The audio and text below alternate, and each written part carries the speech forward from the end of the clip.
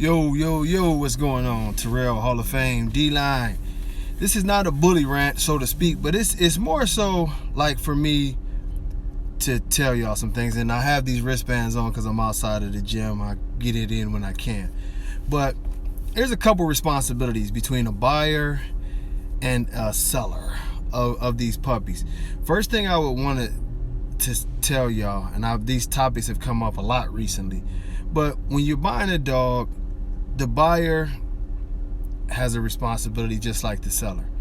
The seller's responsibility is this: to make sure you get a very nice dog, a healthy dog, and your paperwork. You know, I've had paperwork issues with these people for a while, so that's a sensitive topic, but I do get it done. Oh, they can be slow with me. I think they pay me back for all my videos, but you know, the buyer definitely does have a responsibility to get you your paperwork. The seller has a responsibility to get you your paperwork and make sure that everything is taken care of with your dog medically. Now, what I would ask people to understand is that most kennels are not Walmart. People have real jobs. People deal with their families on a day-to-day basis. People deal with far more than just you when you're calling. And I know some people get offended by that, and sometimes, you know, I've had that happen recently. It's not that somebody's blowing you off, but you must understand that, especially a person like myself, I literally get 200 messages per day. I try to keep the price of my dogs very affordable for the most part, and you know, and put good dogs out there. And sometimes it is a drag. You know, I know some of my friends that say the same thing too. It's just like everybody thinks that, oh man, he just ignoring me and this, that, and the other.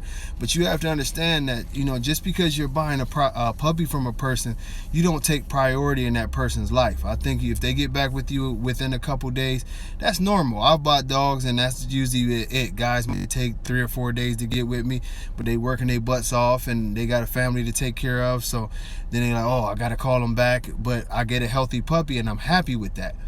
You know, and I understand it's an anxious feeling to be waiting on a puppy and to be waiting on the transaction to go down and everything to get in your hands. But at the end of the day, always remember, most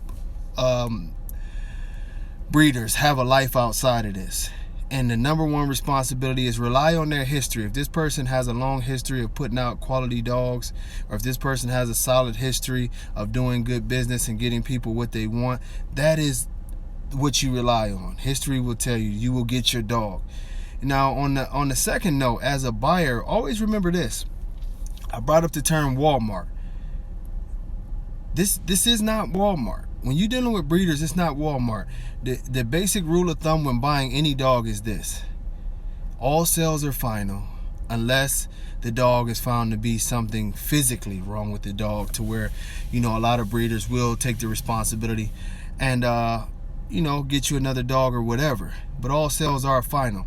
And at the end of the day, you also must remember that these are living animals. So you can't pick a dog one week and then the next week, you know, maybe your wife don't like it, or maybe your husband don't like it, or the kids this or that or the other, and then call a breeder and put it on their responsibility. Oh, I want to return the dog. No, this breeder has not only turned down people for buying that dog, but at the same time, they've taken care of that dog. They've taken care of all kind of situations with that dog. So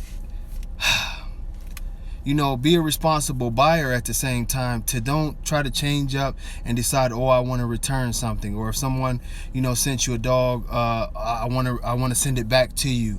Or if they're holding a dog for you, I want to change it, because that's very terrible business. And in the dog world, no refunds mean no refunds. Most breeders will work with you and try to help you get the dog replaced and maybe recoup your money.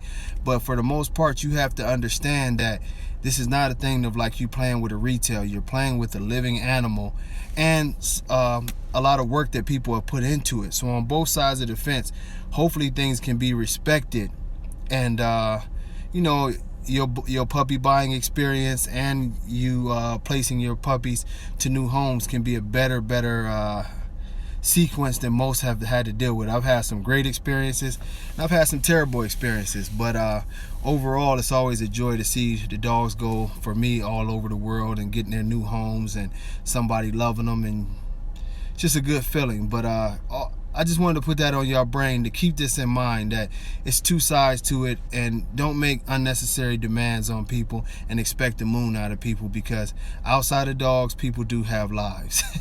I'll catch y'all on the next one. It's a lot of videos coming up. Everybody who's calling me about breedings and everything, just let me know. I might have another puppy to come available here shortly, and I got some upcoming breedings, so it is what it is. I'll check y'all out Sunday night. D-Line Radio, Blog Talk, D-Line Radio. I got to post the links. I apologize. Peace.